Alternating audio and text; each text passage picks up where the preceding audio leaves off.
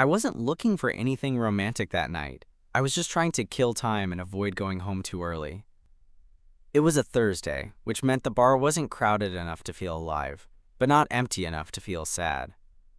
The kind of in-between night where people sit longer than they should, nursing drinks and pretending they're not tired. I'd gone there straight after work, still in my button-down, sleeves rolled up, laptop bag shoved under the bar like a placeholder for my life.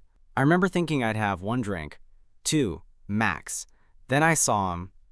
He was sitting 3 stools down from me, turned slightly away, elbow on the bar, listening to the bartender like it actually mattered. That alone caught my attention. Most people half listen at best. He didn't. He nodded, smiled at the right moments. When he laughed, it was quiet, like he wasn't trying to claim the room. Dark hair. Good posture. That calm confidence that doesn't announce itself. I told myself not to stare. I still did. At some point, the bartender asked if anyone wanted to close out or keep going, and I realized I'd already had 2 drinks. Maybe 3. The guy, Theo, though I didn't know his name yet, glanced over when I shifted on my stool. Our eyes met for half a second, just long enough to register. He didn't look away immediately. That was the thing. He held it, just briefly, then gave a small, polite smile before turning back to his drink. My chest did something annoying. I rolled my shoulders, trying to shake it off. I wasn't in the mood for a crush. I'd gotten out of something messy a few months earlier, the kind that leaves you tired in places sleep doesn't fix. I was supposed to be focusing on myself, on stability, on not falling into patterns. So of course, 10 minutes later, he was standing next to me. "Hey," he said, gesturing to my empty glass.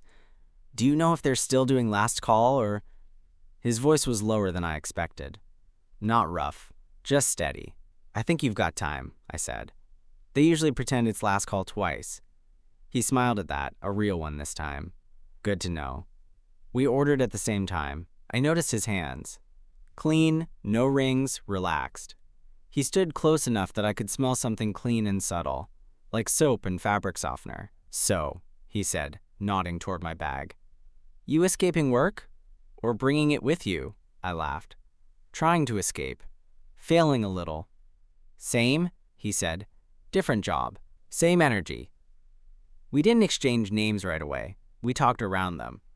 About work, but not specifics. About how weird Thursdays feel. About how neither of us lived close enough to walk home, but not far enough to justify calling it a night early. It was easy. Too easy. At one point, he leaned an elbow on the bar, angled toward me, fully present. When I spoke, he listened. When he spoke, I caught myself wanting to hear more.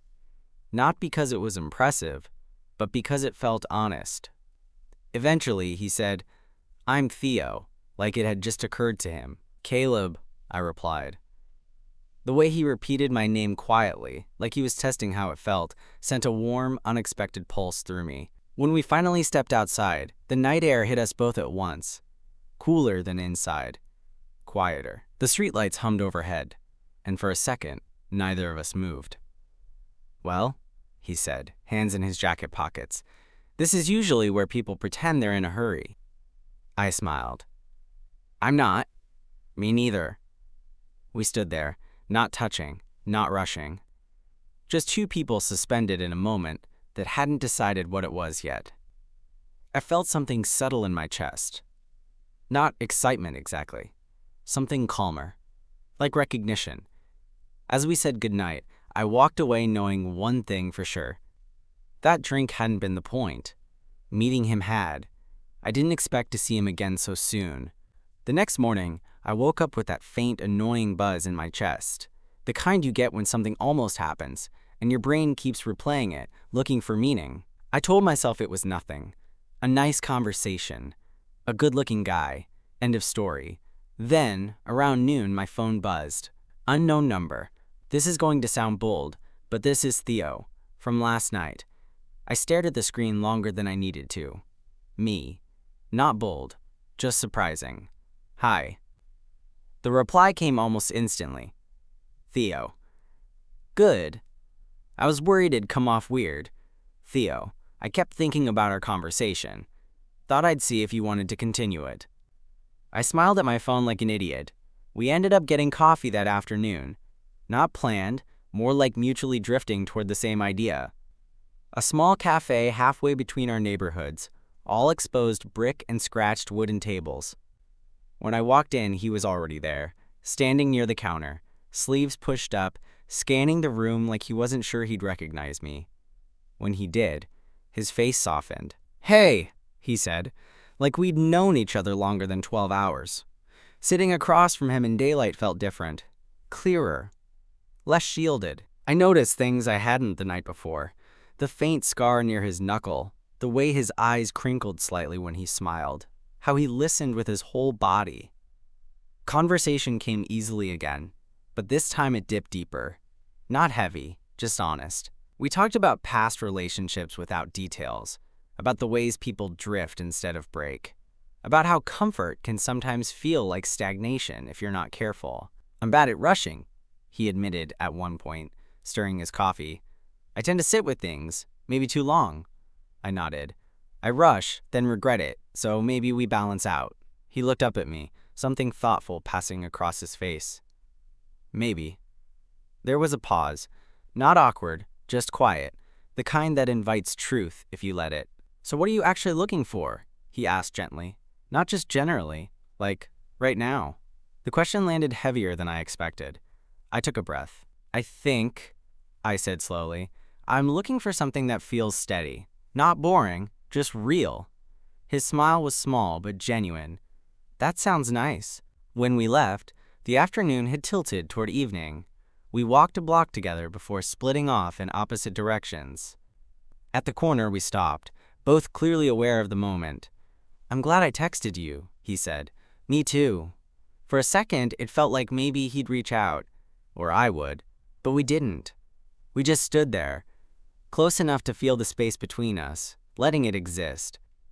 As I walked away, I realized something had shifted. Not dramatically, not loudly, just enough. This wasn't a spark that burned fast. It was something quieter. And somehow, that felt better. We didn't text constantly after that, which surprised me. There were no good morning messages, no running commentary about our days. Instead, there were these small, intentional check-ins. A question about a book I'd mentioned, a photo of a street mural near his place with a simple, "Thought you'd like this." It felt deliberate, like neither of us wanted to cheapen the momentum by flooding it. 3 days later, he asked if I wanted to come over for dinner. Not out. Over. I stared at the message for a while before answering, reading into it more than I probably should have. Dinner implied time, effort, a space that belonged to him. Me. Yeah, I'd like that. Theo lived in a quiet building, tucked behind a row of trees, the kind you'd miss if you weren't looking for it. When he opened the door, he was barefoot, wearing a soft-looking sweater and jeans, the apartment smelling faintly like garlic and something citrusy. "Hey," he said, stepping aside to let me in. "Hey." His place was clean but lived in, plants near the windows, books stacked in uneven piles, a framed photo on the wall that I didn't ask about but noticed anyway. He handed me a glass of wine and moved easily around the kitchen, explaining what he was making like he was slightly embarrassed by how much he enjoyed cooking. We talked while he chopped vegetables, the conversation drifting without effort. At one point, he handed me a spoon to taste the sauce. Our fingers brushed, accidental, brief, and something quiet sparked behind my ribs. Dinner was simple and good. We sat across from each other at a small table, knees almost touching. The light was warm, the kind that makes everything feel a little softer than it actually is. After we ate, we didn't rush to clear the plates. We lingered. Eventually, we moved to the couch, sitting close enough that our shoulders touched. It felt natural, like we'd been working toward this exact distance. He turned to me slightly. "Can I ask you something?" "Yeah." "What scares you the most about starting something new?" The question caught me off guard. I took a moment. "Losing myself," I said honestly, "or shrinking, making my life smaller to fit someone else's. He nodded slowly. I get that. I'm trying not to do that anymore, I added. Even with people I like. Especially with people you like, he said gently.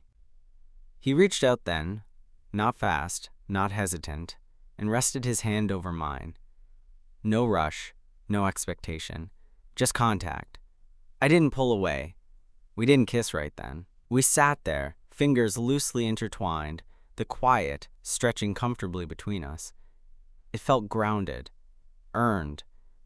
When I left later that night, he walked me to the door. We stood close, the space between us charged but calm. I'm really glad you came, he said.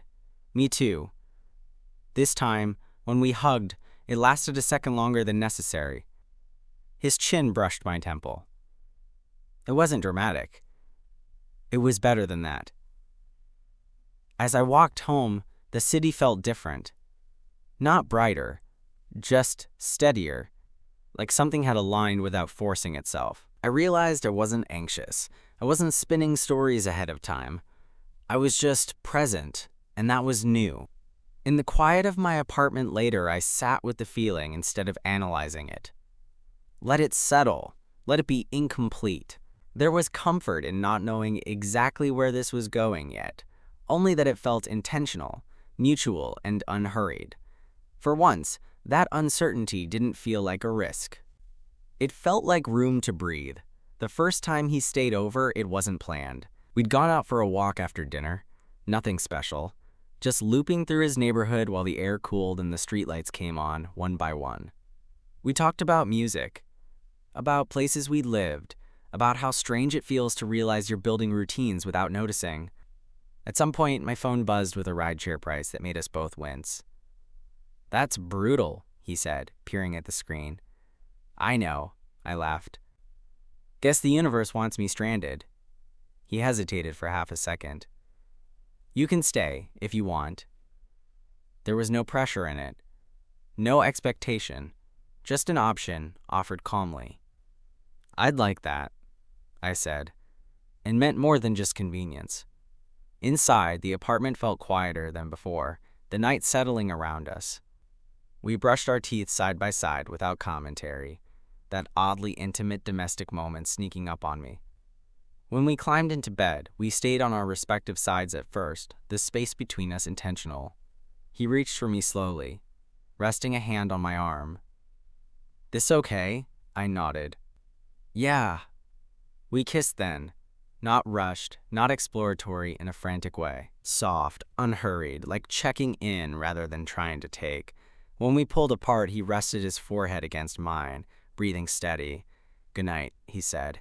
Good night. Sometime before morning, I woke up with his arm around my waist. The room was dim, early light filtering through the curtains. I stayed still, listening to his breathing, feeling the warmth of him behind me. It wasn't possessive. It was grounding.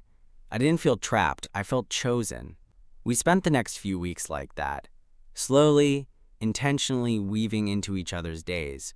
Grocery runs, cooking together, sitting on the floor with takeout when neither of us felt like being impressive. We learned small things. He hummed when he concentrated. I paced when I was anxious. We made space for those truths, without commentary. One night, sitting cross-legged on his living room rug, he said, I've been thinking about what you said, about not shrinking. I looked at him. Yeah? I don't want us to do that, he said. I want us to add, not replace. Something warm and steady settled in my chest. Me too. It wasn't perfect. We misread moods. We took pauses personally before learning not to. But we talked. We checked in. We chose clarity over guessing, even when it felt vulnerable. One evening, as we cleaned up after dinner, he leaned against the counter, watching me dry a plate. This feels good, he said quietly. I don't want to rush it, but I don't want to pretend it's casual either. I set the plate down and met his eyes. It's not casual for me, he smiled. Not big, not showy, just certain. Later, lying awake in the dark with his hand resting on my chest, I realized something had changed in how I measured closeness. It wasn't about intensity or constant reassurance. It was about consistency. About showing up and staying. In the quiet, I let myself accept that this was becoming real. Not because it demanded it, but because it earned it, day by day, in small, reliable ways. I breathed with him, steady and unafraid, and allowed the comfort to settle without questioning how long it would last. For now, it was enough to know where I was and who I was with, and that I didn't need to rush the feeling to trust it. The first disagreement caught me off guard because it wasn't dramatic. It was a Sunday, rain tapping softly against the windows. We'd spent most of the afternoon half working, half ignoring our laptops, sharing the couch in that quiet, companionable way that had started to feel normal, comfortable, safe. Then my phone buzzed. I glanced at it, frowned, and didn't answer. Theo noticed. Not immediately, but the second time it buzzed, his eyes flicked over. "Everything okay?" "Yeah," I said too quickly. "Just something I'll deal with later." I could feel myself closing a door. Old reflex. He didn't push. He just nodded and went back to his screen. But the air shifted. Not sharply, subtly. Like a window cracked open somewhere. A few minutes later, he said calmly, "Can I tell you something without it turning into a thing?" I looked at him then. "Okay."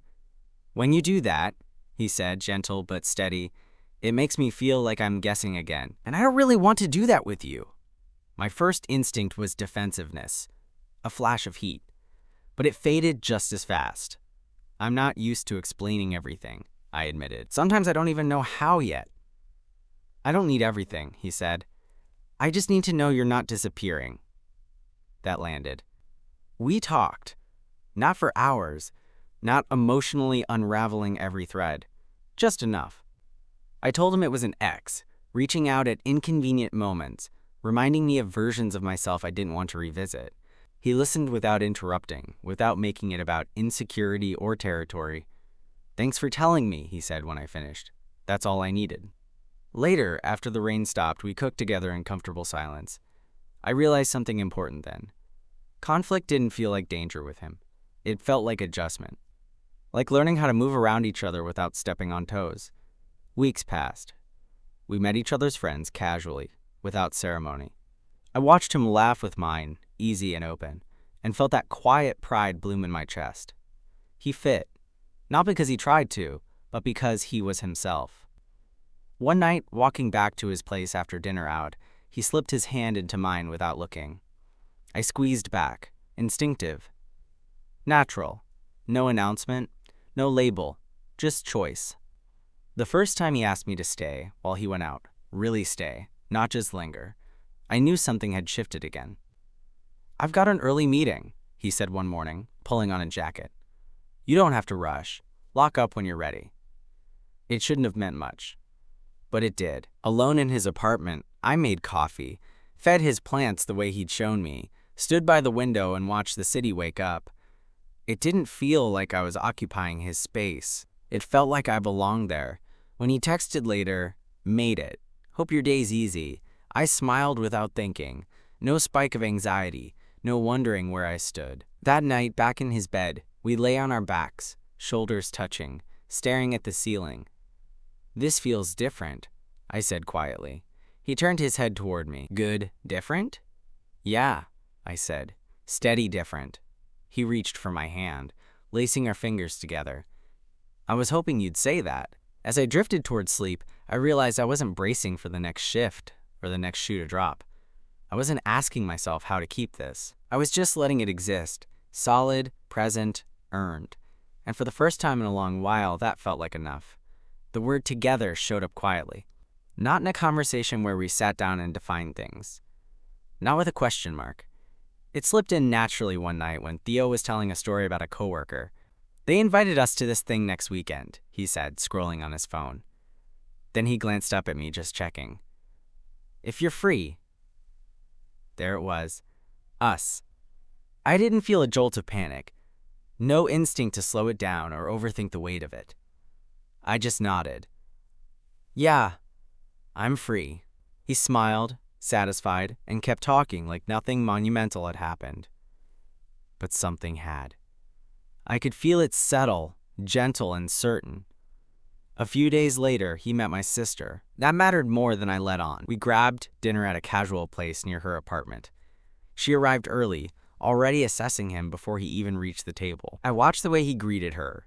Warm, respectful, not trying to charm her but not guarded either. Just himself. They talked easily, about work, about food, about nothing that mattered and everything that did. At one point, I caught her watching us when she thought we weren't looking, her expression soft but alert. When Theo stepped away to use the restroom, she leaned in. "I like him." I exhaled, tension I hadn't named finally releasing. "Yeah?" "He listens," she said. "And you look calm. That's new for you." Later, walking home with Theo, hands brushing in that familiar way, I said, "She approves." He laughed. "Good, I was hoping. Why?" "Because you're close with her," he said simply. "That tells me things." That night, lying in bed, I thought about how different this felt from past relationships. Not louder, not more intense, just aligned. Like we were moving in the same direction without dragging or chasing. The first time we said it wasn't during a big moment either. We were in his kitchen, late, both tired. He was washing dishes, I was leaning against the counter, watching him with that quiet affection that sneaks up on you when you're not performing anything. He dried his hands and looked at me. "I love you." No build-up, no dramatic pause, just honesty. My heart stuttered, not from fear, but from recognition, like something clicked into place that had been forming all along. "I love you too," I said. He didn't react with fireworks or disbelief. He just stepped closer and kissed my forehead, like it was the most natural thing in the world. After that, nothing changed, and everything did. We still had our own routines, our own bad moods, our own days that didn't line up perfectly, but now there was this shared center, something solid we could return to without question. One night, much later, we lay awake listening to the city hum outside the window. His hand rested on my chest, fingers idly tracing the rise and fall of my breath. "You know," he said quietly, "I don't feel like I'm waiting for the other shoe to drop with you." I turned my head toward him. "Me neither." That realization settled deep, slow, and warm. Love, I was learning, didn't have to feel like bracing for impact. It could feel like exhaling, like staying, like choosing the same place to land, again and again, without needing to ask if it was allowed. In the dark, wrapped in that certainty, I let myself rest fully in it. Not rushing ahead, not looking back. Just here. Just us. And for once, the future didn't feel like a question mark. It felt like something we were already walking into, side by side. It wasn't some big external crisis that tested us. No dramatic betrayal, no sudden breakup scare. It was life. Quietly asking for adjustments. Theo got offered a new role at work. Same company, different team, more responsibility. The kind of opportunity you don't say no to without a reason. The catch was the hours. Longer. Less predictable. The kind that creep into evenings and weekends before you realize what's happening. The first week, we brushed it off. The second, I noticed the space. Not distance exactly, just absence. Dinners pushed later. Conversations shortened by fatigue. Him falling asleep faster than usual. Body still, but mind clearly running even in rest. I told myself not to overreact, that this was normal. Temporary. But one night, sitting alone on his couch while he answered emails from the bedroom, I felt something old stir. That familiar, shrinking feeling. The instinct to adapt quietly instead of speaking. When he came out, rubbing his face, apologetic already forming in his posture, I didn't let it pass. "Hey," I said, "can we check in?" He sat down immediately. No defensiveness. just attention. Yeah, I'm proud of you, I said first. I really am. I don't want to disappear in the middle of this. He nodded slowly. I was worried about that. We talked longer than planned. About energy, about capacity, about how easy it is to lose intentionality without meaning to. He admitted he was scared too, not of the job, but of failing at balance, of repeating patterns where work took precedence over everything else. I don't want you to compete with my exhaustion, he said quietly. I don't want to, I replied. I just want to matter alongside it. He reached for my hand. You do. The next few weeks weren't magically easier, but they were clearer. We started naming things instead of assuming them, scheduling time without making it feel transactional, leaving notes, checking in even when tired. It wasn't romantic in a movie way. It was better. One evening, months later, we sat on the floor of my apartment, backs against the couch, sharing a cheap bottle of wine. The window was open, city sounds drifting in, familiar and grounding. I've been thinking, he said, about how different this feels from anything I've had before. Different how? I don't feel like I'm proving anything, he said, or chasing, or holding my breath. I smiled. Me neither. He leaned his head against mine. I think this is what choosing looks like, over and over. I let that settle. Not as a promise, not as pressure, just truth. Later, after he left and the apartment went quiet, I stayed on the floor a while longer, letting the stillness hold me, thinking about how love hadn't arrived all at once, fully formed, but how it had built itself carefully, brick by brick, through attention, honesty, and repair. There was a steadiness in that realization, a deep, grounding calm. Whatever came next, change, challenge, growth. I knew one thing. We knew how to stay. The moment it really hit me wasn't during a fight or a milestone or some dramatic turning point. It was a Tuesday. Nothing special Tuesday. I came home late, shoulders heavy with the kind of tired that settles behind your eyes. Theo was already there, sitting at the kitchen table with his laptop open, glasses on, sleeves pushed up. The place smelled like something warm. Roasted vegetables, maybe, and the low hum of the dishwasher filled the room. He looked up when I dropped my bag. Hey, he said, soft, like he'd been waiting. Hey. He stood, crossed the space between us, and kissed me. Brief, familiar, grounding. No fireworks, no urgency, just presence.